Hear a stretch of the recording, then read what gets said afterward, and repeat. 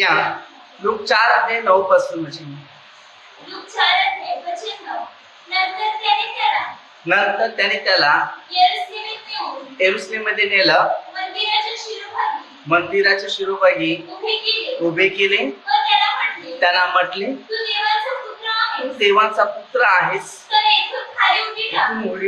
खाली उडी टाक. आता देवाच्या पुत्राला सैतान सुद्धा परीक्षा घेत आहे.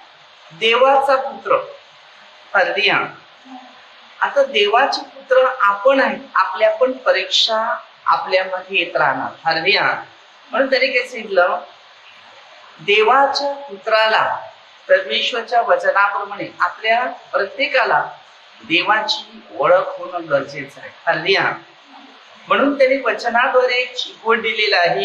हे शिक्षण आपल्या प्रत्येकासाठी महत्वाचं आहे. शास्त्रात असे लिहिलेलं आहे की तुझे रक्षण करण्यास आपल्या दूतांना तुझ्याविषयी आज्ञा देईल, तुझा पाय धोंड्यावर आपटू नये, ते तुला हातावर झेलून धरतील. स्वतःसिद्ध 91:11 हे वचन आपल्याला दिले. म्हणजे जुन्या करारापासून सैतान आपल्या जीवनामध्ये प्रवेश करत असतो आणि तो त्या सर्व गोष्टी त्या माणसाला दाखवत असते. हालेलुया. आता आपण देवाचं जे वचन आहे, हे वचन आपल्या प्रत्येकासाठी खूप महत्वाचं आहे.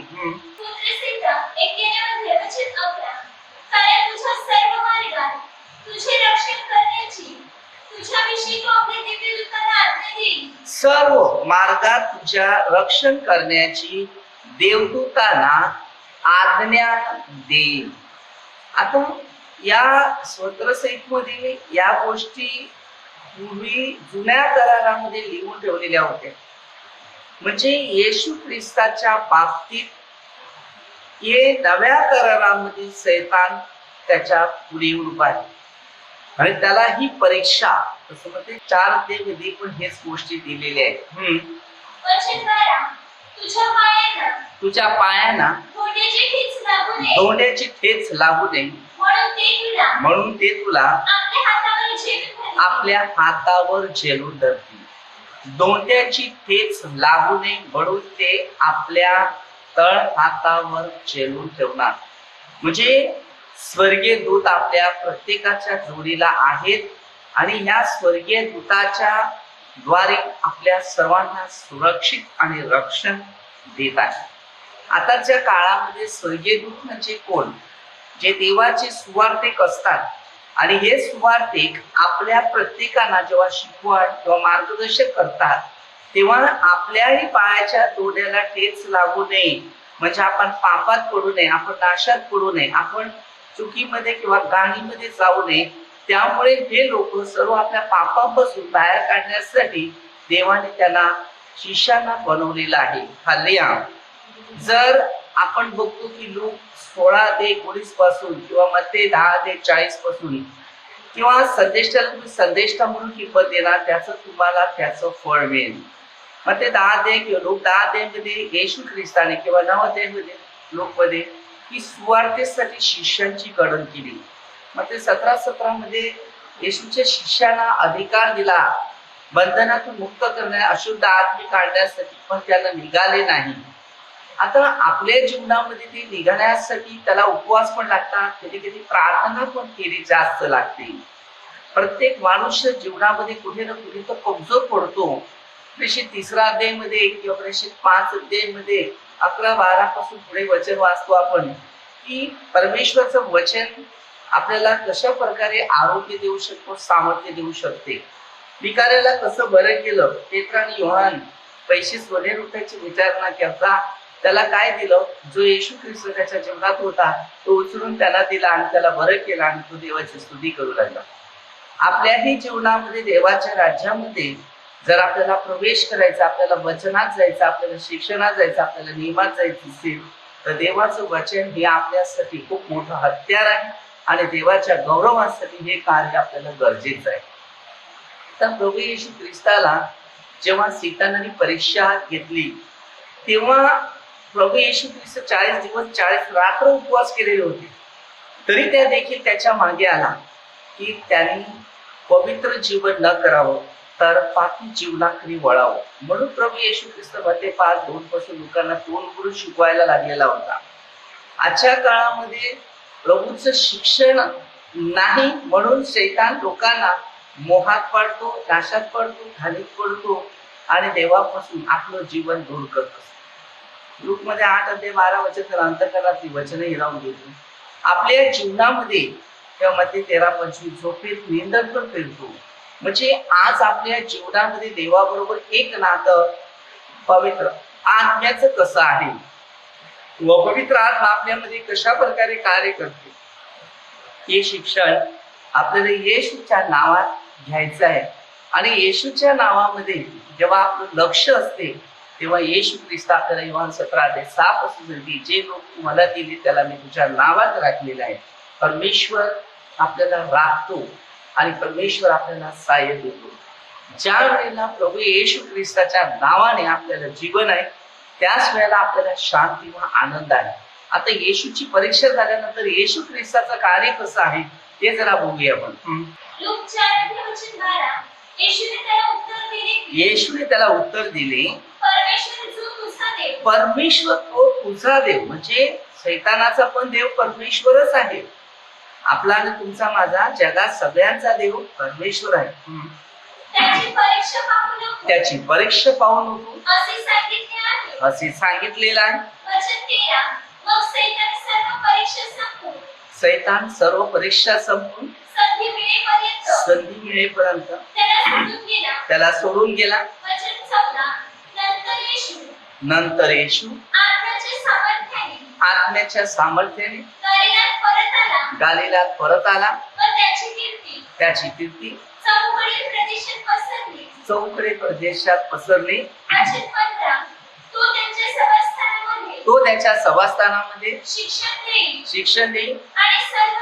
सर्वजण त्याचा महिमा वर्धेल. आता सर्व देवाची स्तुती करत राहते. आपण जीवनामध्ये देवाने आपल्यासाठी योजना दिल्या, चांगली गुण दिलेले आहेत. मग आपल्या प्रत्येकाला देवाची कृपा, देवाचा आशीर्वाद, देवाचं सामर्थ्य व देवाचे अभिषेक या आपल्या जीवनात कसे तरी करून आपल्याला परमेश्वराचं राज्य सांभाळायचं आहे. आज आपल्या जीवनामध्ये सगळी सिटी जायचं. आत्मा उत्सुक आहे, देह अशक्त आहे. हे आपलं देह कुठे ना कुठे कमजोर पडते अनेक मोहाच्या द्वारे, परंतु परमेश्वर आपल्याला त्या मोहातून बाहेर काढण्यासाठी मध्ये 5:2 पासून ते शिकवलेली एक प्रार्थना होती. या नाझरेतात तो लहानाचा मोठा झालेला होता. तो तिकडे आला आपल्या परिपाठाप्रमाणे शब्दात दिवशी सभास्थानात जाऊन वाचाव्यास उभा राहिला. येशया संदेष्टांचा ग्रंथपट त्याला देण्यात आला. त्याने उलगडून जे स्थळ काढले त्यात असे लिहिलेलं आहे, परमेश्वराचा आत्मा माझ्यावर आलेला आहे, कारण दिना सुवार्ता सांगण्यास त्याने मला अभिषेक केला, त्याने मला पाठवलेला आहे. अशासाठी की धरून नेलेल्यांची सुटका, आंधळ्यास पुन्हा दृष्टीचा लाभ यांची घोषणा करावी. अरे ठेचले जात आहे त्यांना सोडून पाठवावे. म्हणजे पापात पडलेले आहेत त्यांना सोडावं. आता योहान मध्ये 20:23 वचन, ज्या तुम्ही पापांची त्यांना क्षमा करणार त्याची क्षमा होईल. 28:13, मत्ते 3:2, मार्क 1:15, मत्ते 4:17. पश्चातापास आपल्याला चांगल्या फळाची गरज आहे.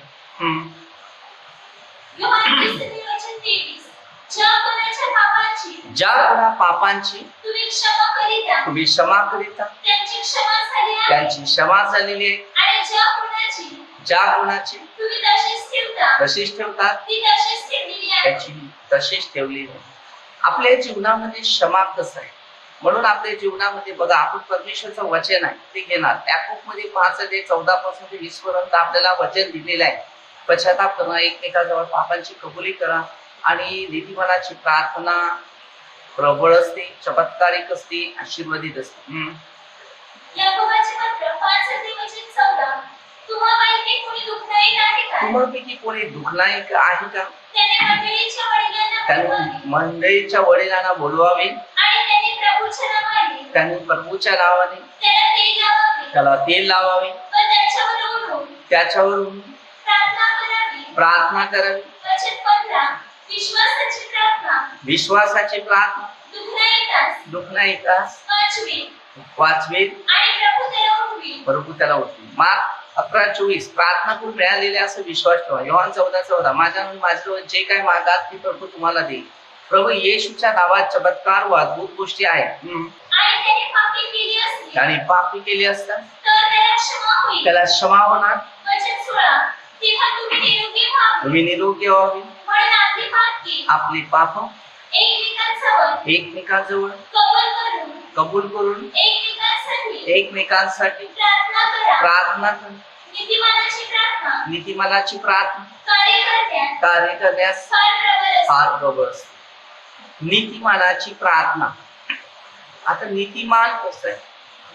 रोमकरस 3 नीतिमान कोणी नाही. आता रोमकरस 3 अध्याय पापाविषयी दिले, 2 अध्याय पण पापाविषयी, रोमकरस 6 अध्याय पण, 8 अध्याय पण, 7 अध्याय पण आपल्या पापाविषयी सर्व गोष्टी रोमकरस मध्ये देऊन ठेवलेल्या. आपल्याला त्याची ओळख करायची आहे. हालेलुया. सूत्र 28:13 जो पाप कबूल करून सोडून देतो त्याच्यावर परमेश्वराची कृपा दया. मग ते 9 अध्याय मध्ये आपण बघतो पापी लोकांविषयी दिलेलं आहे. तसं योहान 9 अध्याय मध्ये शिष्यगोष्ट कोणाच्या पापामुळे असा आंधळा चाललेला आहे.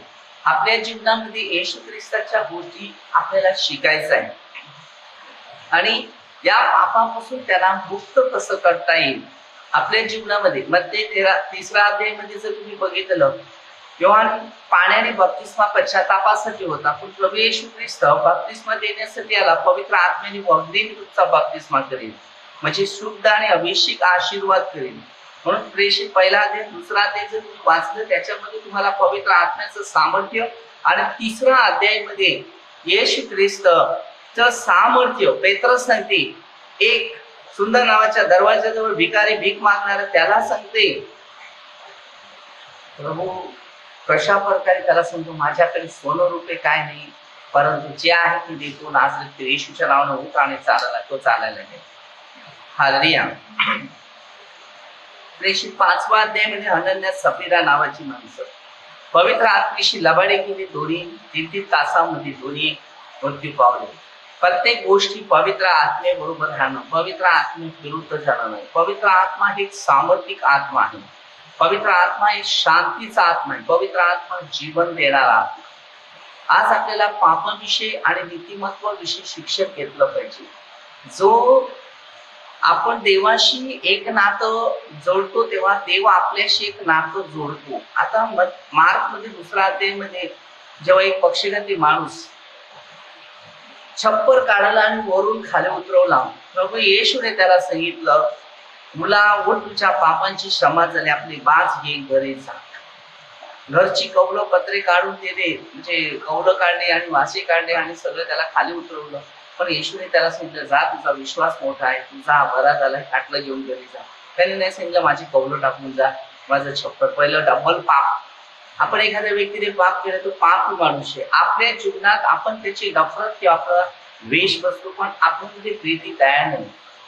ज्या वेळेला मध्ये 5 अध्यायामध्ये आपण वाचलेलं आहे की प्रभू येशू तोंड उघडून शिकवत होता, पण 5:43 पासून जर वचन वाचलं तर आपल्याला परमेश्वरचा अनुकूल शिकतो. आपल्या वैर्यावर प्रीती करणं, मोशेचे नियम काढले आणि प्रभू येशूच्या नियमाचं स्वतःच्या शरीराचं अधिकार त्या बायबलच्या आधारित आपल्याला शिकवण दिलंय. आणि येशूच्या नावात आज तुम्ही आणि मी जिवंत आहे. येशूच्या द्वारे आपल्याला प्रभूचं सामर्थ्याचा अनुभव येतो. हालेलुया.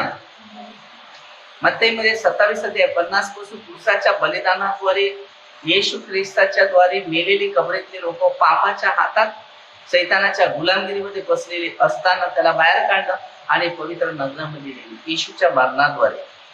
म्हणजे येशू प्रभू मेलेल्या लोकांना जीवन देणारा पण तो होता. आणि योहान 5:25 ते 29 वचनामध्ये सांगितले अशी वेळ येईल. आणि त्यानंतर लाजरा बाबतीत योहान 11:3 त्याला बाहेर काढलं आणि त्याला जिवंत केलं. 4 दिवसात कबरेत पडलेला असतो. त्याची स्वतःची बहीण त्याला सांगते तो मरून आता 4 दिवस झाले, त्याला दुर्गंधी आली असेल. विश्वास नाही. येशू बरोबर फिरले, येशूवर विश्वास ठेवणारे ते सुद्धा कमजोर झालेले होते.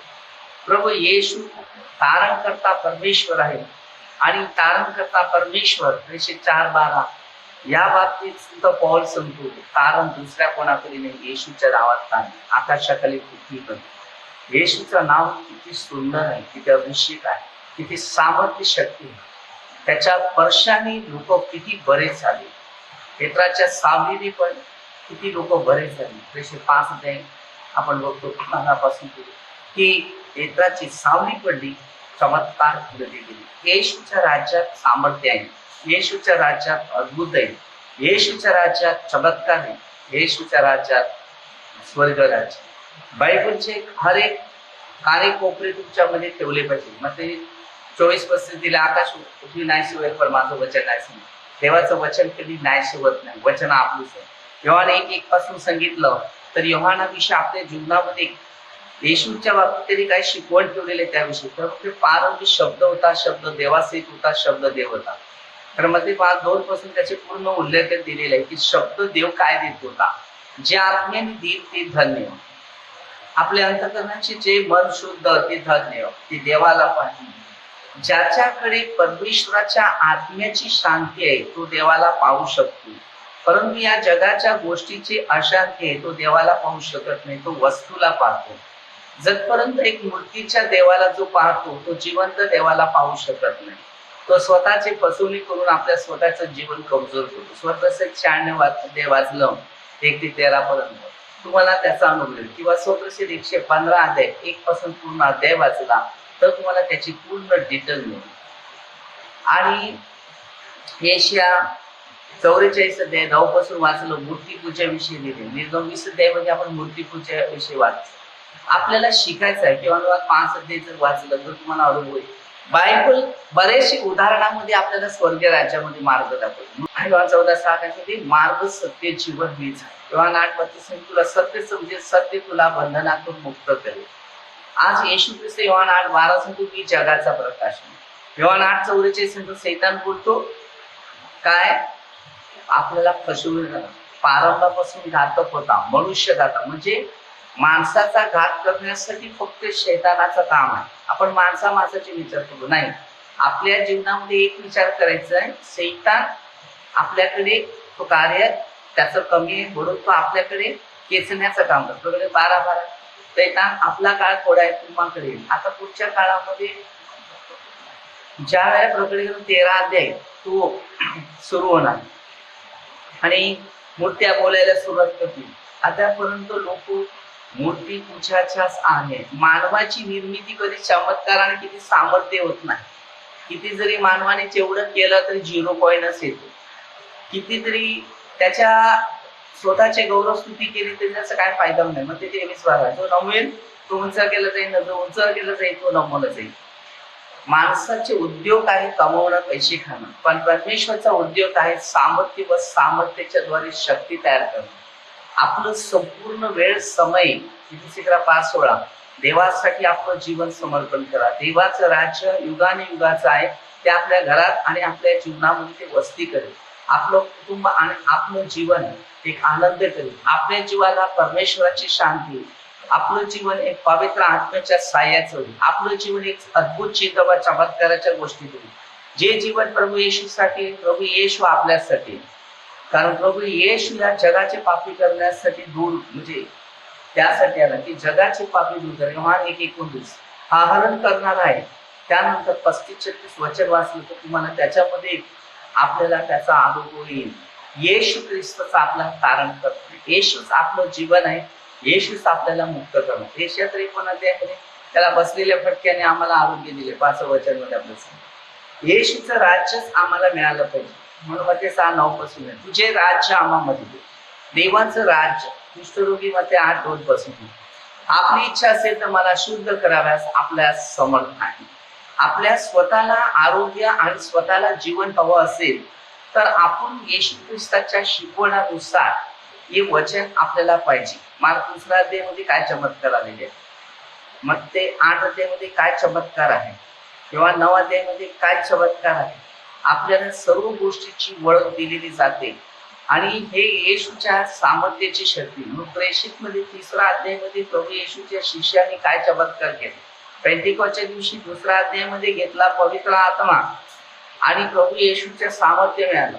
लोक मध्ये आपण 24 अध्यायामध्ये ज्या वेळेला 47 ते पुढे शेवटपर्यंत त्यांनी वचनामध्ये दिलेलं आहे की त्याने देव केलेली देणगी देईपर्यंत तुम्ही या शहरात राहा. आणि प्रेषित 1 अध्याय 6 पासून येशू ख्रिस्त स्वर्गात कशा प्रकारे तो गेला त्या बाबतीत सांगते आणि आपल्याला पवित्र आत्म्याचं सामर्थ्य प्राप्त होईल जे जीवन प्रभू येशूने आपल्याला दिले. योहानमध्ये 20 अध्याय 22 आणि 23 वचनमध्ये दिलेलं आहे, पवित्र आत्म्याचा स्वीकार करा. ज्या कोणा पापांची तुम्ही क्षमा करा ती क्षमा केली जाईल, जशी तेव्हा तशी होईल. येशूचं राज्य एक सामर्थ्यिक आत्म्याचं आहे आणि येशूने तुम्हाला ना मला दिले हे स्वर्ग राज्यामध्ये आपल्याला त्याच्या मार्गात जीवनाची तयारी करण्याची शक्ती दिली. म्हणून 14:6 प्रभू येशू म्हणतो मार्ग सत्य जीवन मीच आहे. योहान 8:32 सत्य समजेल सत्य तुम्हाला बंधनातून मुक्त करेल. योहान 8:35 पासून 36 पर्यंत. पुत्र सदा सर्वदा घरात राहील, दास सदा सर्वदा घरात राहणे. म्हणजे मध्ये आपण 10 ते 20 मध्ये सांगितलंय तुम्ही नाही बोला तुमच्याने परमेश्वराचा आत्मा बोलणार आहे. योहान 10:17-18 प्रभू येशू आपल्यासाठी जीवनाचा खरा मार्ग. म्हणून मध्ये 11:27 पासून 30 पर्यंत दिलेले, माझ्या पित्याने सर्व अधिकार मला दिले, अकष्टी महाराजांच्या तुम्ही सर्व माझ्याकडे मी तुम्हाला विसावा देईन. यिर्मया 33:3 मला हाक मार मी तुला उत्तर देईन. मिका 6:6 पासून आपल्याला पुढे दिले, मी काय घेऊन परमेश्वराच्या घरी येऊ. आज परमेश्वर आपल्याला काय सांगते, यिर्मया 8:4 पासून आपल्याला पुढे सांगते, मी कान देऊन ऐकलं तरी ते ठीक बोलत नाही, त्यांच्या दुष्टतेचा त्यांना पश्चाताप होत नाही. म्हणजे आपल्या जीवनामध्ये पाप कबूल करण्याची संधी येत नाही, पण आली तर पश्चाताप करत नाही. कधी आपण पाप कबूल करण्याची विचार नाही करत. 32:5 मनात जरी कबूल केली तरी परमेश्वर आपल्या पापांची आपल्याला क्षमा करणारा परमेश्वर आहे. आणि पश्चाताप करतो तेव्हा त्या माणसाचं जीवन तसं बदलून जाते. म्हणजे 28 तेव्हा लपवायचं नाही, कबूल करून सोडतो, त्याचं जीवन परिवर्तन करत असते. आपल्या प्रत्येकाला 51 अध्यायामध्ये दावीद आपल्याला 5व्या वचनापासून मी आईच्या गर्भधारापासून मी पाहतो दावीद सारखा पश्चाताप होतो. 23 अध्यायामध्ये दावीद एक बाजूला असं सांगतो, परमेश्वर माझा मेंढपाळ आहे, मला काही गुन्हे पडणार नाही. पण जेव्हा 51 अध्यायामध्ये येतो तेव्हा परमेश्वराचं वचन आठवतो, सरळ भाषेत सांगतो. म्हणून तर 11व्या वचनामध्ये त्याची सांगते 51:11 मध्ये की माझ्या मधला पवित्र आत्मा काढून घेऊन त्याला भीती निर्माण झाली, पवित्र आत्मा गेला तर माझं जीवन काय होईल. अर्लिया बायबल आपल्या प्रत्येकाला मार्गदर्शन करते. म्हणून आपण रोमकरास 13 अध्यायामध्ये दिले, अधिकाराच्या अधीन असतील तर आपण पुढे जाते. रोमकरास मध्ये आपण बघतो की परमेश्वराने आपल्याला या 13 अध्यायामध्ये अधिकाराचा अनुभव दिलेला आहे. पण खरेदीकरास 11:1 मध्ये दिलेलं आहे, जसं संत बोलतो तुम्ही ख्रिस्ताच्या अनुकरणात तसे तुम्ही माझ्या अनुकरणामध्ये राहा. आज आपल्या प्रत्येकामध्ये देवाचं अनुकरण पाहिजे किंवा देवाचे सुवार्थिक आहे त्याच्याही अनुकरणामध्ये राहायला पाहिजे. तेव्हा आपल्याला देवाची कृपा, अभिषेक, आशीर्वाद, अद्भुत गोष्टी या आपल्यामध्ये येतात. कारण परमेश्वर संदेशांची तयारी करते आणि परमेश्वराचं राज्य.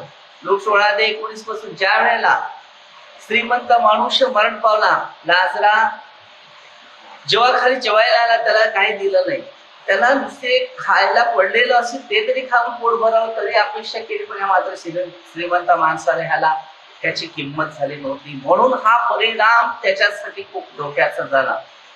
आणि नंतर परिस्थिती अशी झाली की लाजराकडे तो विनंती करायला लागला, एक थेंब पाणी दे. अब्रामाला सांगितलं, एक थेंब पाणी. त्याला पाठव न पाठव. तो सांगते, खाली एवढं तू सुख समाधान खाल्लं, तेव्हा तुला त्याची गरीबाची आठवण नव्हती.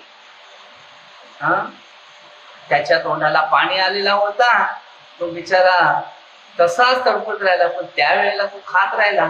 आता तुझ्या तोंडाला पाणी येतो, तुला कसं वाटतं? पहिले ते शेवट आणि शेवटी पहिले पुष्कळजणांचे. हालेलुया. आज आपल्या प्रत्येकाचं जीवन येशूच्या द्वारे आपल्याला शिकायचं आहे. जो येशूच्या द्वारे आपल्या जीवनात कार्य करतो त्याला परमेश्वराचं वचन नक्कीच भेटू शकते. हालेलुया. म्हणून मग तू समजे माझे 5 भाऊ आहेत, म्हणजे मोशेसारखे संदेश आहेत, त्याच जर ऐकलं तर तू जाऊन गेला तर तुझं कोण? हालेलुया. देवाने संदेश अशासाठी ठेवले जातात की त्या गावात येशूची सुवार्ता गाजवावी आणि येशू देव आहे त्याची माहिती त्याने द्यावी. आज आपल्या प्रत्येकाने, प्रत्येक व्यक्तीने देवावर विश्वास ठेवणं. आपल्याला एवढी वचनं दिली जातात, आपण वचनं घेऊन जर बायबलच्या आधारित वाचायला गेलं तर तुम्हाला एक शक्ती मिळेल. कारण लोक 8 ते 11 वचन आहे. बी हे देवाचं वचन आहे. हे बी हे देवाचं वचन. हे वचन ज्याला मिळालं त्याला जीवन मिळेल. आणि 12वं वचन त्याने सांगितलेलं आहे, शैतान आपल्या अंतःकरणातली वचने हिरावून देतो. म्हणजे देवाचे शब्द बाहेर काढतो आणि जगाच्या गोष्टी डोक्यात ठेवतो. जर कोणी तुम्हाला काय बोललो ते डोक्यात राहील, पण देवाचा शब्द जर बोलला तर डोक्यात राहणार नाही. कारण तिकडे दुसऱ्या पत्रात 12:7 तो शैतानाचा दूत आपल्या शरीरात कार्य करतो आणि तो कोशी मारण्याचं काम करतो. हालेलुया. म्हणून आपल्या जीवनामध्ये परमेश्वराचा शब्द आणि परमेश्वराचं वचन हे शरीरात राहिलं पाहिजे. पूर्ण पवित्र शास्त्र आपल्याला शोधून काढायचं. आणि योहानमध्ये 5:39 वचनमध्ये शास्त्रापासून तुम्हाला माहिती मिळते. आज आपले जीवन जर बघितलं तर तुम्हाला कळेल की योहान 5:2 38 वर्षापासून आजारी असलेला मनुष्य आणि प्रभू येशू तिकडे आला आणि त्याला स्पर्श करून त्याला म्हटलं, तुला बरे होण्याची इच्छा आहे का? तो सांगते, हा, पण माझा माणूस कोण नाही. पण त्याने सांगितलं, ठीक आहे, तू उठ आणि आपली बाज घे आणि निघ चालायला. तो बरा झाला. पण प्रभू त्याला सांगतो, परत पाप करू नको, करशील तर पूर्वीपेक्षा तुझी वाट. येशू ख्रिस्त हमेशा आपल्या मागे असतो, पण आपल्याला कळत नाही ते किस्ती बरं. मला हाक मार, मी तुला उत्तर देईल. येशू ख्रिस्त त्याला काळामध्ये तिकडे गेला तलावाच्या किनाऱ्यावर आणि बरेच लोक बरे झाले की आपलं स्वार्थ घेऊन निघून गेले, पण मात्र हा एकटाच पडलेला. येशू आला आणि येशूने त्याला सांगितलं, तुला बरे होण्याची इच्छा आहे? ठीक आहे, मग तो बरा झाला. आज येशू कुठे कुठे पोचलेला होता? सगळ्या ठिकाणी येशू पोचलेला आहे. कारण मध्ये 28:19 वचन, युगाच्या अंतापर्यंत सर्व दिवस मी तुमच्या बरोबर आहे. मत्तेमध्ये जर आपण बघतो 8:28 पासून, एक भूतग्रस्त माणसाला प्रभू येशू कसा बरं करते, किंवा मार्क 5:मध्ये त्या कबरेमध्ये कोण माणूस नाही, दगड डोंड्याने ठेचत होता तरी प्रभू येशू तिथे पोहोचत होता. कारण योहान 10:17-18 स्वाद देणं घेणं त्याच्या हातात होतं.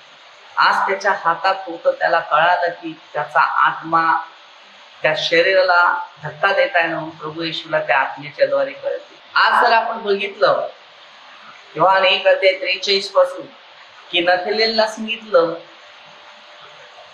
तू अंजिराच्या झाडाखाली होतास, तुम्हाला माझी कशी ओळख? तू इस्रायलच आहे. तो सगळी अंजिराच्या झाडाखाली होता, तुला मी पाहिलं नव्हतं का? इस्रायल आज प्रश्न उत्तर देते आणि त्याला त्यापेक्षा मोठी तू कृत्य पाहणार. आज आपले जीवन बघा, येशू सर्वांचा हृदय जाणणारा परमेश्वर आपल्या 24 मध्ये. आज आपलं जीवन येशूच्या द्वारे आनंदी व शांती व्हायचं. बरं, प्रभूचं राज्य युगाने युगाचं आहे. म्हणून आपल्याला परमेश्वराच्या राज्यामध्ये पहिलं एक सामर्थ्य शक्ती उत्पन्न करून येशूची सुवार्ता कान्या कोपऱ्यामध्ये पोचता आली पाहिजे. त्याचं काम थोडं तरी आपल्याला रोज करता आलं पाहिजे. तर वेळेला आपल्याला स्वर्ग राज्याचा अनुभव येईल. आणि जर प्रभूच्या राज्यात आपला प्रवेश नाही तर आपल्या जीवनाला किंमत नाही. म्हणून आपण छोटीशी प्रार्थना करूया. हे स्वर्गीय पिता, तुझं राज्य युगाने युगाचं आहे. हर एक व्यक्तीला प्रभू तुझा आशीर्वाद असू दे. जे विश्वासी आहे, अविश्वासी आहे, त्यांच्या हृदयाने तू स्पर्श कर. तुझा पवित्र आत्म्याचं सहाय्य दे. आज आणि दुःखी, निराशा, समस्या, संकटात आहे अशा लोकांवर पवित्र आत्म्याचं सहाय्य कर. तूच एक परमेश्वर आहे. तुझ्यावर आशा ठेवणारे हर एक मनुष्य लज्जित व फजित नाही होत. तर तुझ्यावर विश्वास ठेवणारे सर्व सामर्थ्य व शक्ती व अभिषेकाने भरलेले असतात. तुझं राज्य युगानुयुगाचा. हर एक मानव सात प्रभू तुझ्या गौरव असू दे. स्तोत्र 96:7 मध्ये लिहिले. मानव कुळाने परमेश्वरची स्तुती गौरव करा. आपल्या प्रत्येक मानवाचं प्रतिमे परमेश्वरची स्तुती गौरव करा आणि परमेश्वरापासून आशीर्वाद घ्या की परमेश्वरचं राज्य आपल्या जीवनात येते म्हणजे साथ येते. त्या आपल्याला परमेश्वरचं सामर्थ्य व शक्ती येते. आपल्या सर्व दुःख आजारातून परमेश्वर आपल्याला मुक्त करतो. पुरुषाच्या बलिदानाद्वारे आम्हाला आजादी देतो. स्वर्गीय राज्यामध्ये आमची जागा तयार करतो. आमचा आत्माने शरीर प्रभू तुझ्या हातात येतो. म्हणजे 28 सूत्रशील 31:5. हे प्रभू येशू तुझ्या हातात सर्व आमचा आत्मा शरीर हे तुझ्या इच्छेप्रमाणे आमचं जीवन होऊ दे. तुझ्या इच्छेप्रमाणे आम्हाला राज्य दे आणि तू आमचा मार्ग आहे. योहान 14:2. तू आम्हासाठी जागा केलेली आमचं शरीर आणि आत्मा तुझ्या हातात येतो. त्याचा स्वीकार कर. पवित्र आत्म्याच्या साह्याने आम्हाला आशीर्वादित कर. ही प्रार्थना येशूच्या नावाने करतो. आमेन.